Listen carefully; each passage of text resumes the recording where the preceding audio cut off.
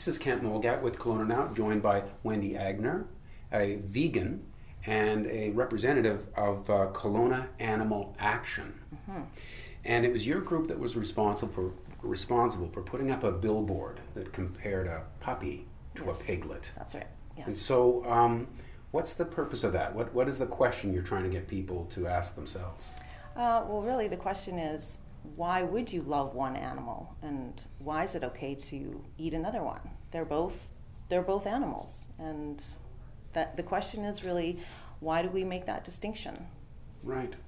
So this is sort of new for us. I think I might have first heard the term vegan maybe 15 years ago, mm-hmm. and started to see a few people that were making that choice. Mm-hmm. And it seemed just more of a choice at that time. Right.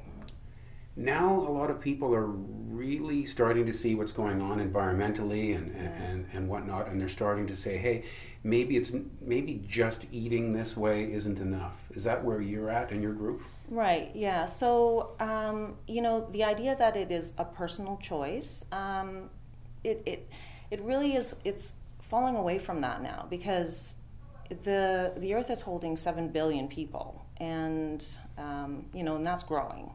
So it's not sustainable, first of all. From an environmental perspective, eating meat and the products that go along with that, it's not sustainable for the environment. And this whole idea of personal choice, when there is a victim, that's no longer a personal choice, because you're forgetting somebody. Right. And now you're alluding to the cruelty that you would see in the meat industry.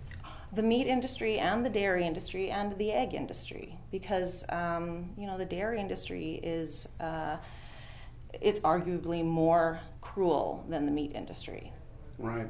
So when you're discussing this question with people who aren't vegan, which of the arguments do you find you get the most traction on? Is it the fact that the meat industry is sort of not sustainable?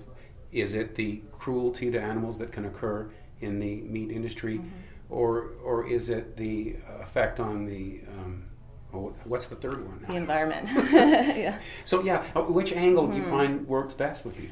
Okay, well, so those are the three avenues that people become vegans. So it really health is the other one. Health, right? Yeah. So plant-based by way of health, and ethics. So that is definitely thinking of the animals and animal cruelty, and the environment, sustainability, the earth. Right.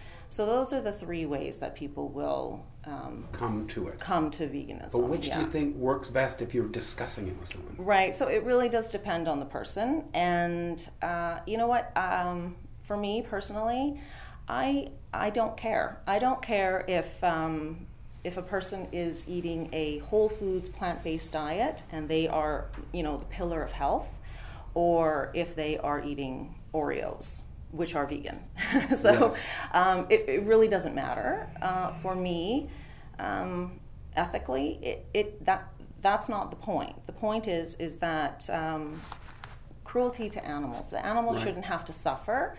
There is no reason for us to be killing, mutilating, like all of these things that are happening to animals. Right. It's no longer necessary. So it sounds like for you, it's the animal cruelty element that sort of stands first. Yeah, it's first. For me, it's first. Right. And then the other two things, environmentally, absolutely. I mean, that's a huge factor for me. I see what's happening in the world, and it's heartbreaking to see what, the environmental impact of humans.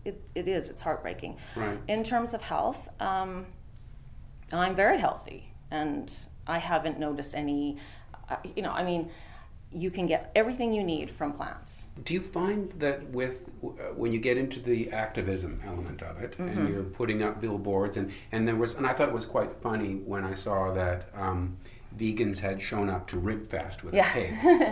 Yes. It was a sort of a good-natured way of saying, hey, there's another point of view here. Do you find that you're changing any minds with that sort of thing? Absolutely. That was the end of last summer, and the little pig we were with, Cece, pigs are smarter than dogs. pigs are about as smart as a toddler, about a 3-year-old. They're highly intelligent animals. They create bonds. It definitely, people's minds were changed, or at least they were affected by, right.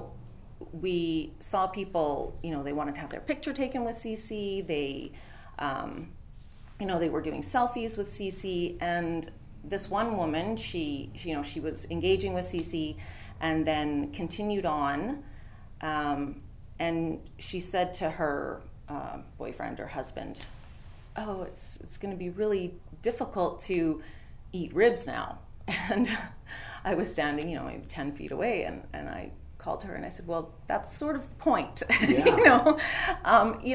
And there is that, it's a cognitive dissonance. Like, people are not making the connection, and really that's the whole point. We want people to make that connection, and it's only because from a very young age we are we're socialized to allow dogs and cats into our homes, into our beds, like cuddle with us. Right. Yet there are certain animals that they're on the meat list. Yes. And why is that? Like, why is that? Yet, if you think about it, people, they're up in arms with, right now, in Korea, the dogs. And yeah, I actually have always wondered why people get so worried about a dog in Korea, but they don't care about a cow or a chicken. Mm-hmm. And people really get upset when they hear about someone eating a horse in France. It is the same thing. It's the same thing. Okay, so are vegans making progress in terms of getting more people to think this way? Mm-hmm. Absolutely. Do you have any sort of numbers? Like, where are we in terms of participation in a vegan there lifestyle? Are numbers. Unfortunately, I don't know those numbers off by heart. But you can tell me that it is increasing. It is increasing. It is increasing. Worldwide, it's increasing. If you look at the products that are available, and restaurants that are offering vegan options, that is definitely on the rise. Back to the products that are being offered. That is an interesting thing that people like to say, why do vegans want to eat things that taste like meat? So for me, I don't want to eat things that taste like meat, because that's not right. where I'm coming from. But there are a lot of people who really do find it difficult to not have something that tastes like meat, and it's hard for them. So of course they're going to miss that hamburger or whatever it is. Maybe they like that texture in their meat spaghetti sauce or something. So those things being available to them are going to make that transition easier. And like I said before, whatever it is, however people get there, it's a success. It's a success, right? Like, some people, they need that, and that's great. Yeah. So there was the billboard, there was the pig at the Rib Fest. Mm-hmm. Should people in Kelowna be expecting to see more sort of visual representation of this? Yes. In the future? Yes. So Kelowna Animal Action is we are putting up we're putting up a new billboard, and where's that going to go? On sort of the hill with all the other no. That one's just too overdone. Yeah. So we are our new billboard just went to print, and it will be up in early March, so very soon. And it's going to be on the west side again, but not on Bridge Hill. Further, okay. Yeah. So and before we go, also a colleague of mine mentioned this cube. Yes. Activism, yes. Where you find a place with people and you stand with computer images of maybe some unpleasant meat industry. Yes. So that is the organization that I felt. It's a great organization. I have great respect for it. It's called Anonymous for the Voiceless. It started in Australia in 2016, And it's a form of street activism. Essentially, volunteers stand in the shape of a cube and they wear masks. And the reason that they wear masks is so that their faces are not the focus. Some of the volunteers in the cube are holding laptops or tablets, and it's footage of country-specific images of food industry, and other volunteers are just holding signs that say truth. Right. And those volunteers are still, they're not doing anything. And so passersby may become interested in what they're seeing.